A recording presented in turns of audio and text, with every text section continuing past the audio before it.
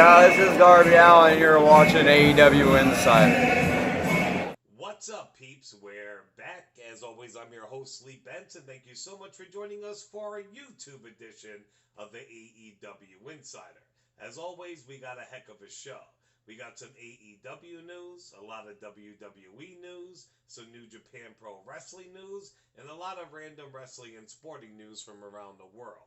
Remember, if you want to win that Bray Wyatt Ringside Collectibles Firefly Funhouse action figure, you got to stick around to the end of the episode to find out how. As always, since this is the AEW Insider, let's kick it off with a little AEW news.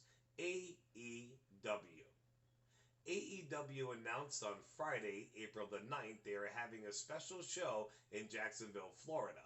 It is called The House Always Wins. It has a lot of good matches on their card.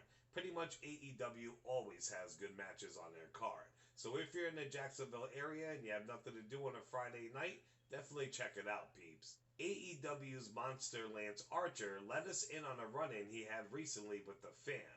The Murder Hawk monster tweeted out to reveal that he witnessed the guy trashing AEW to his face. He was wearing an AEW mask, and this hater didn't know who Archer was. This caused him to laugh at the moment. Archer's tweet read, "Real-life troll moment yesterday at the store. Don't think the kid realized who I was. I had a hat and mask on. I was wearing an AEW mask. The kid proceeded to talk trash about AEW in a way I've only seen online. A, there's no discipline at home, obviously. B, no fear of consequences in the year 2021. All I could do was laugh loudly." WWE Hall of Famer Kurt Angle had some high praise for a current AEW star. During a recent interview with Forbes, Angle had this to say, "Oh gosh, that's one of my dream matches. Kenny Omega is extremely talented. I saw a match with him in Japan and I thought, wow, this guy's incredible. He reminds me a lot of AJ Styles. They both have the same style where they can fly and do groundwork equally well." On to WWE.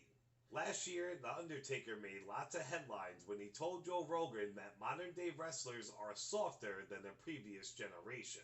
They used to sit around the locker room and handle knives and guns. Now they play video games. The game didn't seem to agree with Taker, but he said everyone is entitled to their opinion. Hunter said, "Yeah, everybody has opinions of the business, and the business is always morphing and changing, and people have opinions on it. You can agree with them, you can disagree with them. Taker has always been one of those guys that's very properly honest, and that's a great thing about him. He's bluntly honest with an opinion. Here's how I think it should be, and here's how I can help you get there." So he's wide open to all of that. Taker's comments and his intentions are always with the best of intent or desire to improve, and I do believe his wealth of knowledge, that if he speaks, there's certain guys in the business that if they speak, they've been around a long time, they've seen a lot of things, and they've earned a right to do so. If they speak, you listen and you take that point of view. You work with it. He's one of those guys for sure. During Wrestling Observer Radio, Dave Meltzer discussed Chris Jericho's current AEW deal and how WWE might offer him a lot more money to come back. He then addressed other stars on the AEW roster and predicted that there will be very interesting conversations at the end of 2022 for some of those wrestlers. Meltzer said, "Some will go back and forth. So far it's all been in one direction, but no one from AEW who's any good and hasn't signed for multiple years. So no one's going to be due until probably late 2022. At that point there could be some movement. I don't know about the top executive guys. I don't see them going. You never know where people's minds are at and all that. The other guys, some of those guys are going to get real big offers, but Tony may keep them. It's going to be a big story when the time comes." People are not happy at all with WWE breaking up the Hurt business. I myself, I'm one of them. They're one of the reasons why I have tuned into Monday Night Raw since like Raw Underground and shit. Besides the fans not liking their breakup and being upset, it's fucking with the morale backstage at WWE. According to Fightful Select, the WWE locker room saw that move as a blow to their morale, especially when it comes to McMahon's insistence to break them up. and that's based on some of the wrestlers that they've spoken to. WWE star Drew McIntyre spoke with TNC Sports to promote WrestleMania 37. During the interview, McIntyre was asked about Khabib, the ex-UFC champion. He, aka Khabib, is so talented, I reckon he could make some noise. And if he can't make the noise himself, we got Paul Heyman. We've got a few talented people that can carry the load when it comes to talking. MVP has done a heck of a job for Lashley. Maybe that's another name to throw in the hat. He's such an amazing performer in UFC, and if he can't figure some parts out, we will make it work. That's what we're all about, enhancing the positives, hiding the negatives. I think fans will love to see him. During Ariel Helwani's MMA show, Roman Reigns was asked about a potential match against his cousin, The Rock. The dream match has yet to happen, but it was certainly teased when the event was set to be at SoFi Stadium. She asked Roman if she thinks the match between him and his cousin would have happened if they would have stayed at SoFi Stadium instead of Tampa. Roman had this to say: "I'd say there'd be a lot better chance, but I like how everything happens, because no disrespect to the Tampa Stadium and obviously the conditions that we're in. It's going to be less people. Great folk will have 1,000 people out there. It'd be awesome. If not, even just the opportunity to go out there and perform in general, it's fabulous. But we can't lie about it. Dallas is humongous. Jeffrey World is giant. AT&T Stadium. I've already done that with over 100,000 people. Main evented that spot. It was huge, and then we did it the following year.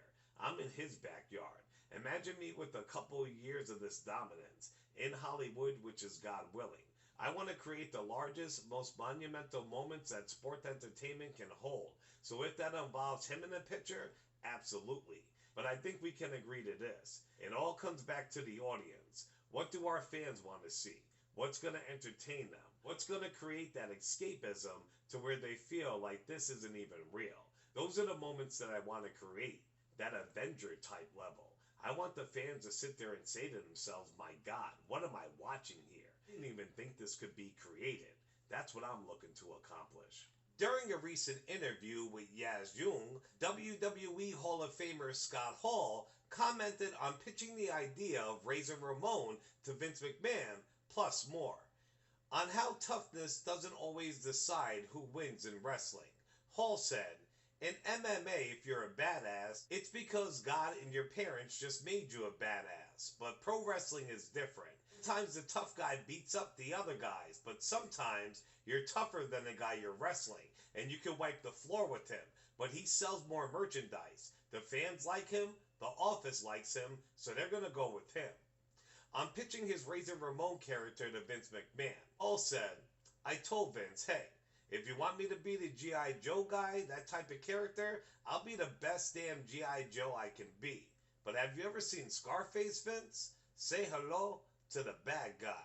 And the rest was history. On how Vince McMahon told wrestlers to use their faces on camera, Hall said, "Vince always told guys to use their face. That's where the money is. You have to keep an eye on the camera. So on my entrance, I usually go and look to the right hard side camera, and you can see in the NWO days, I just look right at the camera and go, I'm the shit." And finally, on the fall away slam being one of his signature moves, Hall said, there was another move, the fall away slam, that at some point people started calling the haul away slam, but I actually called it the sack of shit slam. Because I was working with the WWE Hall of Famer Carlos Colon at the time in Puerto Rico. I told him to duck the clothesline, then cross body. I caught him and was just thinking in my head of cool moves to do with him. And boom, I threw him over my head. We got back to the locker room and he told me, "Amigo, what the hell? You threw me like a sack of shit." So that's how I named it. But it's great to see how young guys are still using it. WWE's Hall of Fame is shaping up to be amazing. It seems like they're doing a Hall of Fame 2020 class along with the Hall of Fame 2021 class this year at the same time. So here is the most current list of the inductees of 2020 and 2021. For the 2020 class, we do have the NWO. It's Hulk Hogan, Scott Hall, Kevin Nash, and Sean Waltman. We also have the Bella Twins, John Bradshaw Layfield, the British Bulldog Davey Boy Smith, and Jushin Thunder Liger. They all will be inducted this year for the 2020. Now for the Hall of Fame class 2021, we do have Molly Holly, Eric Bischoff, RVD, Kane, the Great Khali. Titus O'Neil will also be inducted with the Warrior Award, and we also have William Shatner. There are rumors that Ozzy Osbourne and a few others might be inducted this year. Nothing is written in stone yet, but if you ask me, they should definitely get Ozzy before it's too late. On to New Japan Pro Wrestling. New Japan introduced their new United World title, and people's reactions have not been good. I have included the pictures right here. For me, a unified title should be a lot bigger, and it legit reminds me of the old WWE's Divas title, but just gold instead of pink and black. On to some random wrestling and sporting news. Chris Jericho will appear on Steve Austin's Broken Skull Ranch podcast, and it will air on the WWE Network. I did a triple take when I saw this. I thought it had to be an old interview or something, but come to find out, it's not.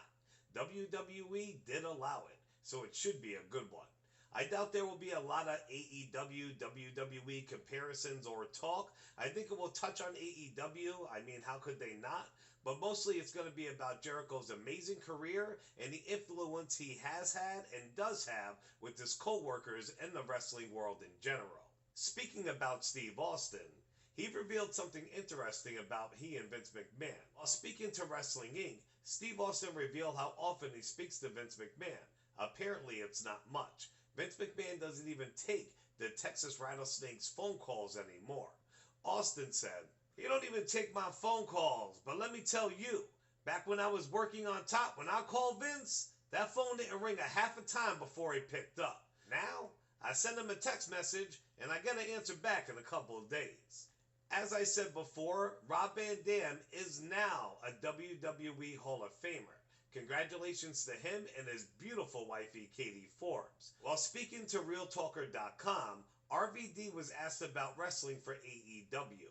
He watches it with his wife, Katie Forbes, as she learns the business. The whole effing show also admitted that the only thing that interests him about going to AEW is doing business, aka making money. And finally, next forward, Kevin Durant has been fined $50,000 for using offensive and derogatory language on social media. The fine was announced Friday by Byron Spruell, president of league operations. The All-Star has also acknowledged that his actions were inappropriate, according to the league. In his first public comment since February 13th, Durant apologized on Thursday night for the profane private messages to actor Michael Rappaport, who Monday shared the DMs with the public. The Post has reported that the Nets have spoken at length with Durant about the incidents. And that's so crazy he got caught up with Michael Rappaport. Michael Rappaport is a great actor, but he is such a fucking funny ball buster and troll. He actually does an NFL and a sporting pool with the staff for the Howard Stern show, and you should see, man. He calls them, he texts them, he harasses them, when he beats them, when he gets beat. He's just the best. So he obviously did it with Durant. Durant would just act like a regular person, like it said in his private messages, and was fucking around back with Michael, and they got leaked. So crazy shit. Alright peeps, that's it. Remember, if you want to win that Bray Wyatt Firefly Funhouse ringside collectible action figure, you gotta be a subscriber to our channel. So go over to YouTube to the AEW Insider and hit that subscribe button. Besides that, pick any video, like, share, and comment. Go to the AEW, subscribe, like, share, and comment, and boom, when we hit 500 winners, I will be sending that out. Remember, next week we do have 2 nights of NXT's pay-per-view, and we also have 2 nights of WrestleMania. Definitely tune in and check out our social media for all the events, the stories, the rumors, and the outcomes. On Twitter, we're the AEW Insider 1 as in the number 1, and on Facebook, we're the AEW Insider. So come join our group. Like I said, if you don't see me posting videos on here, every day, all day, I'm posting nothing but the best wrestling news. So check out our social media. Alright peeps, I'll see you next week. Enjoy your Easter holiday. Ciao.